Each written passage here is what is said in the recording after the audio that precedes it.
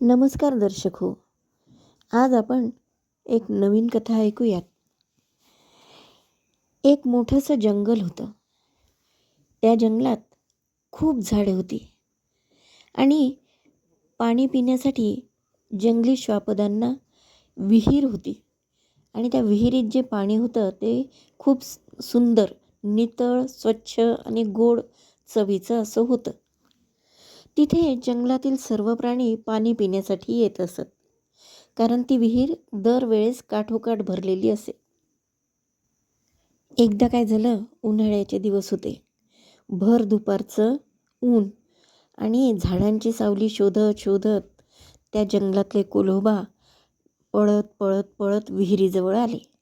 कारण कोल्होबांना तहान लागली होती खूप. मग कोल्होबांनी काय केलं, विहिरीत डोकावून बघितलं तर पाणी जरा खोल होतं. कारण उन्हाळ्याच्या दिवसांमुळे पाणी आटून गेलं होतं. आणि मग पाण्यापर्यंत कसं पोचणार, तर त्या विहिरीला 7-8 पायऱ्या होत्या.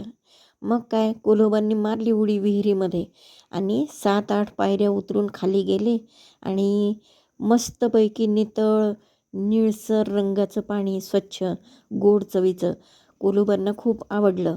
उन्हाळ्याचे दिवस होते, पाण्याची गरज होतीच. पाणी पिऊन झालं पोटभर. मग कोल्होबा वरती यायला लागले. आता विहिरीच्या बाहेर पडायचं म्हणल्यानंतर 7-8 पायऱ्या चढून झाल्या, पण कोल्होबांनी आतमध्ये उडी मारताना जी सहज उडी मारली होती, पण बाहेर येताना त्यांना काही तो कठडा चढता येईना. कोल्होबा परेशान झाले. त्यांचे मागचे 2 पाय पाण्यात, पुढचे 2 पाय विहिरीच्या काठावर भिंतीवर आतल्या, आणि ते वर मान करून बघायला लागले, कुणी दिसतंय का, कुणाला बोलावता येईल का. तितक्यात 2 मोठे बागदार शिंग असलेला एक बकरा त्या विहिरीच्या काठाजवळ आला. बकऱ्याला पण तहान लागली होती, पण पाणी खूप खोल होतं म्हणून बकरा नाईलाजाने मागे फिरू लागला. पण तितक्यात चतुर कोल्होबाने बकऱ्याला आवाज दिला आणि म्हणाले की, बकरे बुवा, अहो कुठे चाललात. तेव्हा बकरा म्हणाला, मला तहान लागली होती, पण हे विहिरीचं पाणी खूप खोल गेलेलं आहे, त्यामुळे मी काही पाणी पिऊ शकत नाही. तेव्हा आणि तुम्ही काय करताय. तेव्हा कोल्होबा म्हणाले, अहो बकरे बुवा, हे पाणी इतकं सुंदर आहे चवीचं, आणि पाणी एकदा पिलं की तुमची तहानच जाणार बघा. तुम्ही खूप वेळ बिना पाण्याचे फिरू शकाल जंगलात. ते ऐकून बकरे बुवांची तहान तर थोडीशी वाढलीच.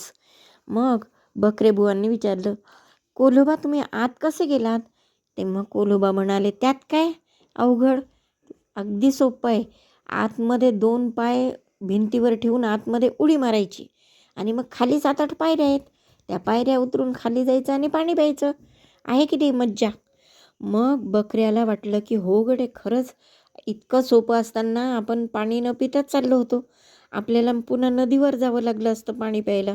मग बकरे बुवांनी हळूच काय केलं, 2 पाय विहिरीच्या कट्ट्यावर ठेवले, मागचे 2 पाय पुन्हा विहिरीच्या कट्ट्यावर आणून विहिरीच्या कट्ट्यावर 4 पायांवर उभे राहिले आणि मग दानकन खाली उडी मारली.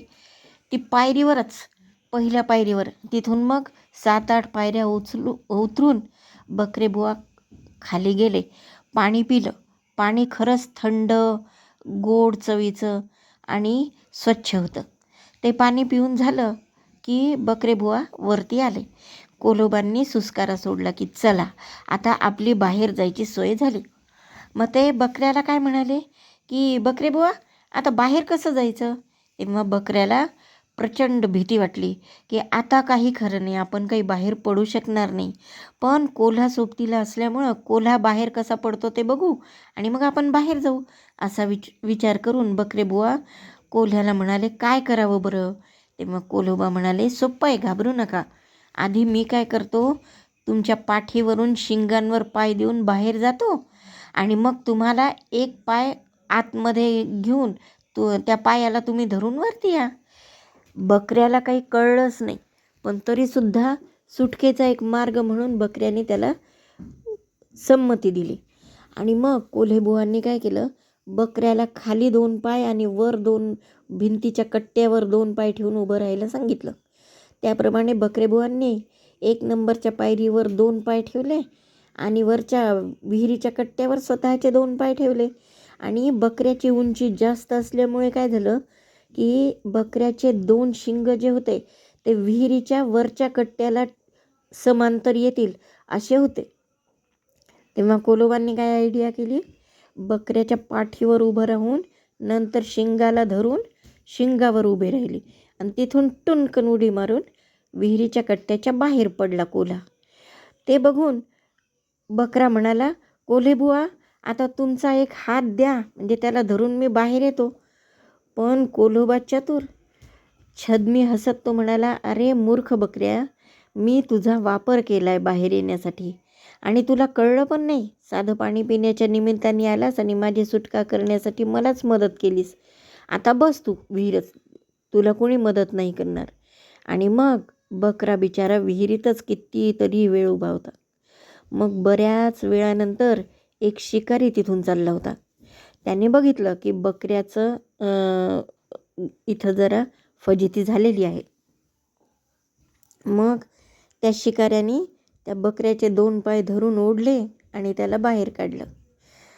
अशा प्रकारे ह्या गोष्टीवरून आपण असा बोध घेऊ शकतो की कुणीही आपल्याला काही आमिष दाखवलं तरी आपण त्याला त्या भूलथापांना बळी न पडता सारासार विचार करून पुढचं पाऊल टाकायचं.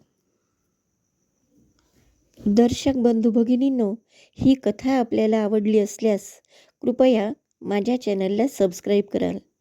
तसेच लाईक, शेअर व कमेंट करून मला प्रोत्साहन द्याल. धन्यवाद.